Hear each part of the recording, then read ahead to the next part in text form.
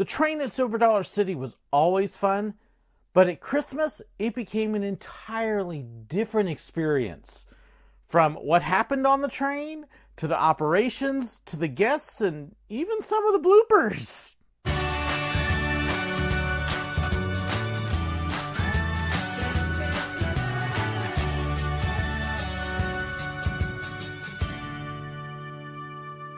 Most of the year, if you ride the train at Silver Dollar City, you're going to encounter the Bolin brothers out in the woods. The train stops, these two dumb hillbillies get out there, tell a lot of stupid jokes, and rob the train. That's most of the year. But once November 1st hits and Silver Dollar City switches over to Christmas, the whole entire train experience changes. The Bolins are no longer out there, they go hibernate in a cave somewhere. And instead, as part of the Christmas experience, the Frisco Silver Dollar steam train turns into the Frisco Silver Dollar Sing-Along steam train. And it becomes a whole unique Christmas experience of its own. They cover the engines and all the train cars with Christmas lights. There's Christmas lights all the way out into the woods and all the way back, including this really neat light tunnel the train goes through, and things you can't only see if you ride the train. Instead of the Bolins out there, you end up with Grandpa telling the Christmas story. And it is a wonderful presentation as Grandpa's sitting out there in a rocking chair in the woods, and there's lights behind Grandpa that help illustrate the Christmas story. From the wise men to Mary and Joseph to the angels. It's a really neat presentation and just one of the highlights of Silver Dollar City. In fact, so much so that at Christmas time, the steam train is actually possibly the most popular ride. It gets huge lines, which is why it's also the one time of the year that instead of running just one train, they will run 2 trains on most nights. Most of the year, about the longest you'll wait for a train will be 10-20 minutes. But at Christmas time, that line will actually weave back and forth in front of the train station, and then it will head up the hill, up to the corkscrew, which is a good bit up the hill, over the corkscrew, crossing the train tracks, and then sometimes I've actually seen it come all the way down the hill. Now, if you were running one train, that would be an hour-long line, hour and a half. But with 2 trains, it means they've got a train leaving every 10 minutes with about 250 people on it. We could actually push that long line through in 20 to 30 minutes tops. Most of the time, it was under 20. It was an amazing thing to be able to watch all of those people be able to get onto the train and be able to experience this unique time of year. We loved it, but it also meant a lot of changes in how we actually ran the train. Most of the time, if we left a minute or 2 late during the year, it was no big deal because we were the only train on the tracks. And if we needed to and we were running late, we could always shorten up the robbery a little bit or make up time in other ways. But during Christmas, because you're running 2 trains, you are on a set schedule. And you've got to make sure you stay on that schedule. We changed the soundtrack on the train. We actually had little MP3 players that we would play all the Christmas music on, and then we would narrate in between. Even the music was timed so that certain songs were supposed to be on at certain times. And you knew that if you were off a little bit, then maybe the train was going a bit too fast, and there were certain ways you could make it up, but other ways you were kind of stuck with what you were going to get. It meant that when a train came into the station, we had to make sure that we were moving at a certain speed and on rhythm because it could otherwise throw the whole train system off. When a train would leave, we would then load people into the station. While we might do this sometimes during the year if we were really busy, Christmas, we tried to pre-spiel every single train. That meant as soon as the people were in the station, the train wasn't even there yet, but we were giving everybody the directions on don't pull the pull cord, stay seated, make sure kids are on the inside, and trying to cover all of that kind of stuff before the train even came in. Once the train actually came in, the conductor that was at the back of the train would step off, and he'd step off right by our break room, and there would be one of those little cooking timers there. He'd turn that thing to 6 minutes, set it down, and that was our time. We had 6 minutes from the time the train stopped till the time it left again. In that 6 minutes, we unloaded the train, got everybody off, walked over to the back gate where our wheelchairs and disabilities and other people that need a little extra help were, helped all of them load up, and at Christmas we could have huge numbers of them. Get them all loaded up, walk up to the front, give a very quick greeting, hey, y'all ready for a train ride? Let's go, all aboard! And open the gates and let everybody on. The main conductor then would actually then walk up towards the front of the train, and you would have another conductor that was at the gate to the station, and he would lead all the people that were waiting outside the station into the station in a line, keep them in line, and then the on-train conductor would actually start counting empty seats. Okay, I've got 8 seats in car 1, and he would tell that to the conductor in the station. 6 seats in car 2, 10 seats in car 3, 12 seats in car 4. And the conductor at the station would then tell the people who were in line, okay, you 6 go up to car 1, you 4 go to car 2. And he would direct them, and we would go really quick while we were doing this. As soon as the train was full, that conductor in the station would step out, ask everybody to wait, close the gates, and then they would start filling the station again. And he would then actually head around towards the front of the station oftentimes because he would kind of watch the gate. We had another conductor that all his job was to stay on that platform, make sure everything went smoothly, and he's the one who did the pre-spieling. The on-train conductor would then walk back to the back of the train, make sure that everybody was seated, and wait for that timer. And usually when we were on it, we would be done a minute or two before that timer dinged. Once the timer dinged, then it was give a quick signal to the engineer, hop onto the train, and off we went. The train would then actually make another stop just past Barn Swing. There's a little cement ramp that goes down there, and at the bottom of the hill, the train tracks actually come back again, and the returning train would stop there. It's right by the roundhouse. It's the one spot on the tracks where trains can see each other fairly easily, and so then the engineers would signal each other, hey, I'm here, you're there, cool, that means we know the rest of the track is clear. And the train coming back would continue to make their way up on into town, and the other train would head out into the woods to go see Grandpa.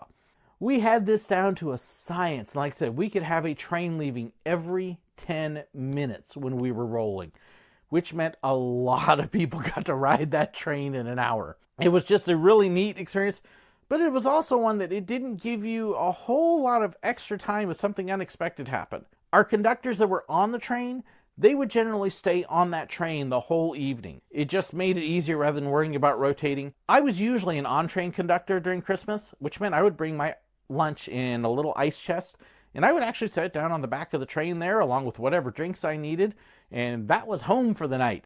I pretty much stayed there, and my breaks for lunch, they were actually on the back of the train while Grandpa was talking. Grandpa would be up there telling the Christmas story, and I'd be in the back, cut off from everybody else with a nice window and eating away because it was the one time I wasn't talking and doing something. You get about a 5-minute break and an 8-minute break here and there, and it actually worked pretty well. The only time we would need to step off, we would do a rotation so people could get a bathroom break, or if they needed 10 minutes just to stay off of the train and get a regular break. But that was pretty much what we did. We stayed in our spots. Now, on the train was usually a shorter shift too, so we weren't too worried about missing a lunch. The guys up at the station, they would be there all day, and so they would have a rotation going through so everybody could get a nice lunch break that way. I didn't mind sitting on the train. The only problem I had with riding that train at Christmas was it was cold. It didn't matter what the temperature was, the train operated. And there were times that I was riding the back of that train when it was single digits and in the low teens, and then you add in the wind from riding on it, and it was frigid. We would actually bundle up. I'd have 2, sometimes even 3 pairs of pants on. I couldn't wear heavy gloves because using the MP3 player meant I had to be able to touch the controls and feel them, and you couldn't do that in the insulated gloves. So that was really cold. I would actually take a knit stocking cap and put it under my conductor's cap, which I'd string Christmas lights on, and that was the only way to keep my head warm. Although I did sometimes wear this hat right here with the season's greetings. They would let me get away with that one at Christmas. So if it was a cold day, I could wear that one and then pull the flaps down, and that helped keep me a little bit warmer. But there were a lot of times I just sat in the back and... Which those MP3 players, they were a source of trouble sometimes. They were older MP3 players, and they only had the songs on for the train, which was fine, except when they didn't work.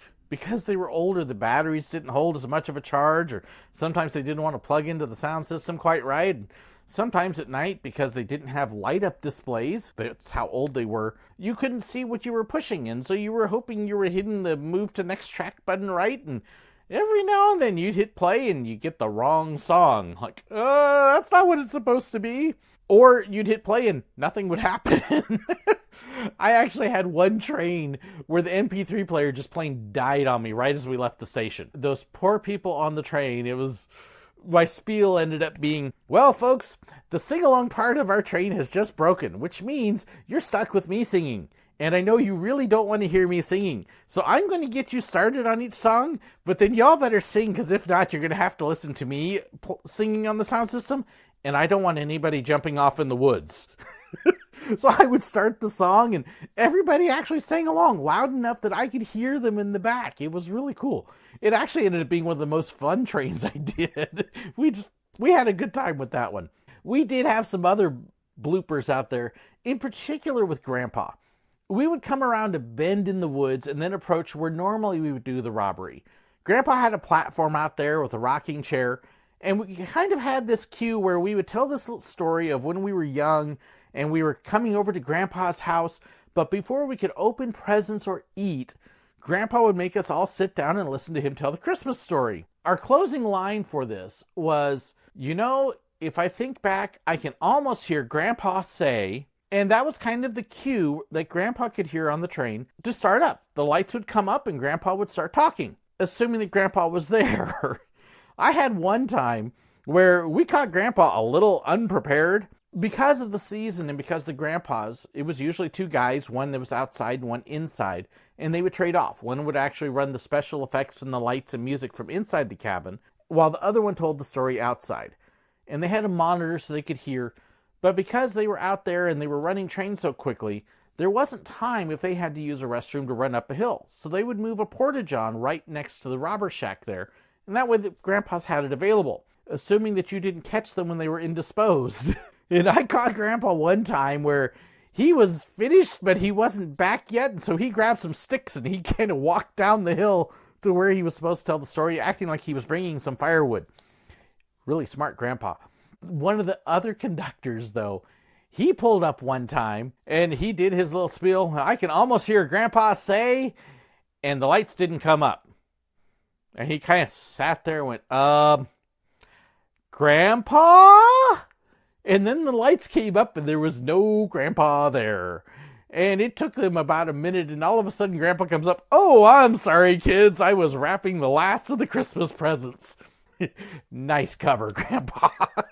The other thing that was remarkable about Christmas on the train, though, was the people. It was the busiest time of year for the parks. In fact, as I record this, they actually just set a record for park attendance on any one day, on the Saturday after Thanksgiving. Just huge numbers of people come to the park. Well, what happens when you get a park that's really crowded is you also tend to get really cranky people.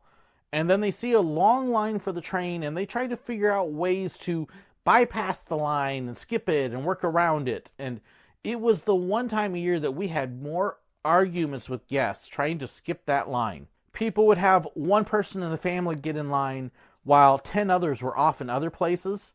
And then get up to the gate. "Oh, I'm saving 10 places for my family." No, you're not. Sorry, no saving places. They've all got to be here. And if they're not here, you're not getting in the station. And if you're in the station, they're not getting in to join you unless they go through line. Just because of the number of people, it's the only way that you can do it. People get upset. They get mad. Why can't they save places? And we kind of tell them, well, look, you can't go into a theater and buy one ticket and expect to get 10 people in. It's the same kind of thing. You can't save seats. Sorry, we're running too fast. We can't slow down for it. We would get a lot of people upset over that. Sorry, too bad. Everybody else is waiting. If you want to ride it together, you got to be together. We would have other people that would come up, and this was the one time a year we would get the, "Don't you know who I am?" Well, sir, you're not one of the park managers. You're not one of the Hershans, who are the ones who help own the park. You're not Santa Claus, so it really doesn't matter. There's the line. It was always entertaining because invariably somebody would throw out the, "Don't you know who I am?" and none of us would have any clue who they were. Oh, well, sorry, go get in line. The one thing that always amazed me, though, was Christmas seemed to be the one time a year that, for the most part, we were free from mechanical breakdowns. We would have issues at other times of the year, but Christmas, our engineers, they worked their tails off. I rarely remember a mechanical breakdown or an issue of any sort with the train. We did have a couple busy days where we ended up with one train instead of two at the time. But for the most part, our engineers rocked it when it came to getting those engines ready and running them. And It was an amazing thing. Of course, I don't think the engineers really minded running the trains because they were all rail fans anyways, and they were up in the heated engines during the cold part of the year, so they loved that. The biggest issues we had were with grumpy guests. People just trying to avoid those lines or wanting to know why there were lines. And yeah, invariably you get the, why is the park so crowded? Because everybody thought the same thing you did and came today. Days when you would actually get really nice weather were the worst because that's when everybody came out. Outside of the cranky guests, though, it was all right.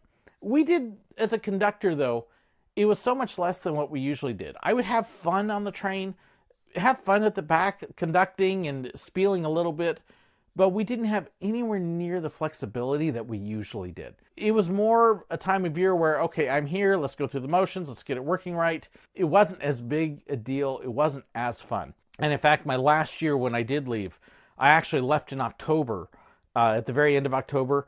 And part of the reason I left them was so that way I wouldn't have to deal with the Christmas mess that year. And oh yeah, it was a mess. So that's what it's like on the sing-along train working on it. It's a fun ride to ride. If you're at Silver Dollar City at Christmas, you gotta go ride it. You really do. Go check out the lights and have fun with the songs. Most of the year, if you get to ride... Okay, I'm popping that. Okay. I am recording here, right? Yes, I better be. Yeah. Oh, paranoia. There's lights behind him showing the angels and Mary and Joseph and the angel. At the same time, though, when you would get that occasional time when the train engine would go off. Okay. Speaking of trains, if you can't hear it, the train going by is blasting its horn right now. Doot, doot, doot, doot, doot. One more. Too long, short, and long means they're coming up to a crossing. That's something that you learn on the train. So if you ever wonder what the train signals mean, yes, that's actually a real signal.